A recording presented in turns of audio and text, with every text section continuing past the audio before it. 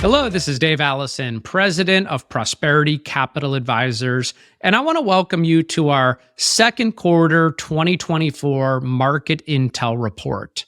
In this report, we're going to be focusing on the key themes that are on the minds of investors today. Now, coming off of the first quarter, we saw strong stock market returns. The first quarter has been kind of referred to as this Goldilocks stock market, where it's not too hot, not too cold. I think a lot of optimism that the Fed was going to be cutting interest rates. The market had originally priced in 3 potential interest rate cuts, with the first one starting in May or June. But as we've seen, inflation has been a little bit more persistent than the Federal Reserve would have hoped. And so that's created some of this more recent volatility in the stock market as of late. So in this video, we're going to be talking about the progress on fighting inflation. And is that progress beginning to stall? We're also going to talk about the potential implications of the Federal Reserve's next move on the US economy. And then last but not least, we're going to round out this market intel report by talking a little bit about the stock market, what stocks are driving the majority of the returns in the market today. We're going to be diving deeper into the Magnificent Seven and talking about whether we believe market participation could broaden, meaning the other 493 stocks in the S&P 500, for example, start to perform, and it's not predominantly reliant on the returns of those Magnificent Seven stocks. And so let's jump right into our first key theme. Is the progress on inflation stalling? Now, what you can see in this chart is, as of the end of March, headline CPI, which is the Consumer Price Index, was hovering around 3.2%. As you can see in the illustration here, it is substantially come down from those highs that we saw in 2022, but it still is not where the Federal Reserve would like it to be. At least it's not where they would like it to be in order to start creating stimulus by cutting interest rates. Now, when we break down that headline CPI, it's really comprised of 2 major components. We've talked about the shelter component of CPI, right? Rents and housing cost. And as you can see in this chart, that shelter CPI is still quite high. It's still sitting around 5.8%. Now, we know that shelter CPI tends to be sticky, right? It's not every day or every month that landlords are adjusting the cost of their rent. And we believe a lot of this falling shelter cost still is not reflected in the CPI data just yet. You can see a lot of this started to peak again in 2022, and it's been falling rapidly. But if you watched the news over the last couple weeks, you've seen that the April inflation data came out a little bit hotter than expected, and that's spooked the markets a little bit. We saw a lot of volatility a couple weeks in a row that the market has been down after a really strong first quarter in the stock market. And a lot of that is that the market is now saying, well, instead of the Fed maybe cutting interest rates 3 times, it could only be 2 times. Interest rates might stay higher for longer. And there's even some chatter going on about the Federal Reserve having to potentially increase rates again to try to cool this economy and the inflation. And so that's something that all market participants will be keeping a keen eye on. Now, let's talk about some of the implications of the Federal Reserve's decision and the impact on the economy. And as we've mentioned before, they have a very challenging balancing act here. A lot of people are calling the economy right now this Goldilocks economy. You know, it's not too hot, it's not too cold.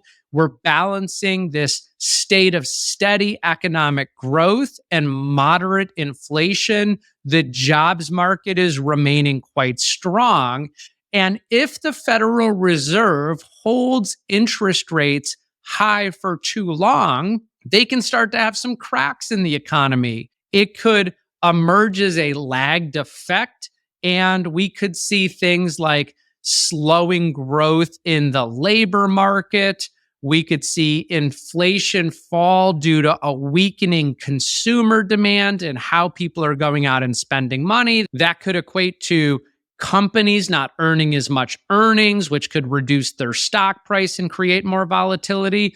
Or even worse, it could force the Fed to cut interest rates in an attempt to stimulate a weak economy and potentially avoid a recession. So, again, some of the risks of the Fed holding rates too high for too long is it could potentially put us into a recession. Now, on the flip side of that, if the Federal Reserve cuts rates too prematurely, it could mean that inflation is going to continue to run rampant and remain high. It could reaccelerate inflation due to a reacceleration of demand. Think about it. If interest rates get cut, more people might go out and borrow money to do renovation projects on their home, buy a bigger house, go invest in their business. And so, again, if the Fed cut rates prematurely, it could produce strong economic growth. It could reaccelerate inflation.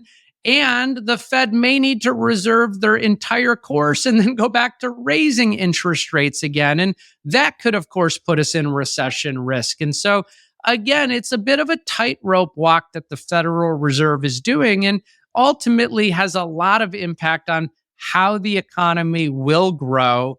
And again, the focus and the mandate of the Federal Reserve is to try to get inflation to that core 2% target, to keep job sustainability, and to ultimately not put us into a recession. And it certainly is a little bit of threading the needle to get us there. The last thing that I want to talk about in today's Q2 market intel report is, could overall stock market participation broaden beyond the Magnificent Seven? If you've turned on the news, you've probably heard of the Magnificent Seven. These are 7 technology stocks comprised of Apple, Microsoft, NVIDIA, Google, Amazon, Meta, and Tesla.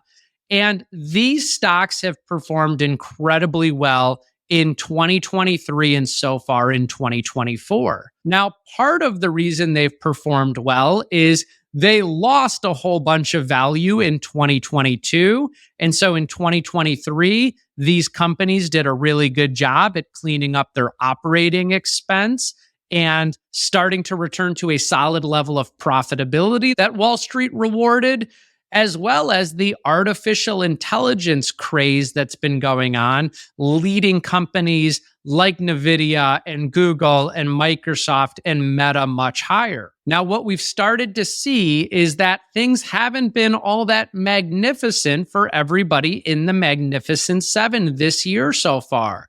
For example, Apple and Tesla have underperformed the market. They've started to take a step backwards. And what we're starting to see are really 4 things with these stocks.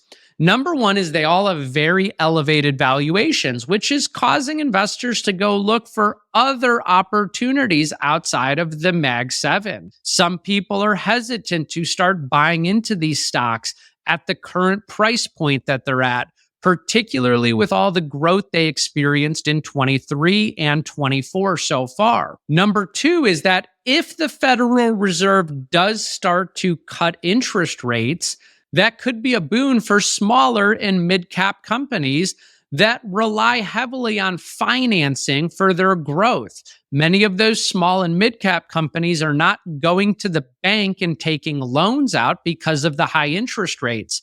If we see those interest rates come down, those companies might take out some leverage to invest in more growth opportunities, which could be a positive for small and mid-sized company growth in the stock market. Number 3 is the productivity benefits of artificial intelligence are likely to broaden out. I think companies like Meta and Microsoft and certainly NVIDIA are seeing a lot of benefits of artificial intelligence.